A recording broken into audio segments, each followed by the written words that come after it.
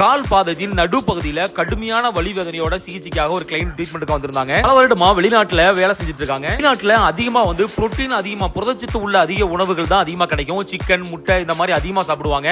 சாதாரண ஒரு மந்தி எடுத்தாவே அதிகமா கோழிகள் இருக்கும். முழு ஆடை வச்சு சாப்பிடுவாங்க. இந்த மாதிரி அதிகமா புரதச்சத்து எடுக்கும்போது புரதம் சம்பந்தப்பட்ட பிரச்சனைகள் அதிகமான பாதிக்கப்பட்டு பல நோயாளிகள் சிகிச்சை எடுத்திருக்காங்க. வெளிநாட்டில் இருக்கும்போது எனக்கு மீடியமா இருந்துச்சு, வலி இருந்துச்சு, மேனேஜ் பண்ணக்கூடிய அளவுக்கு இருந்துச்சு. ஆனா ஊருக்கு வந்ததுக்கு அப்புறம் வலி தாங்க முடியாத அளவுக்கு கடுமையான வலி வேதனை இருக்குன்னு சொல்லுவாங்க. பல கிளைண்டுகள் வெளிநாட்டுல 2 வருஷம் 3 வருஷம் 5 வருஷம் வேலை செஞ்சுட்டு ஊருக்கு வரும்போது மனைவி மக்களோட இல்லற வாழ்க்கையில ஈடுபடக்கூடிய ஒரு சந்தோஷத்தோட தான் அவங்க ஏக்கத்தோட வருவாங்க.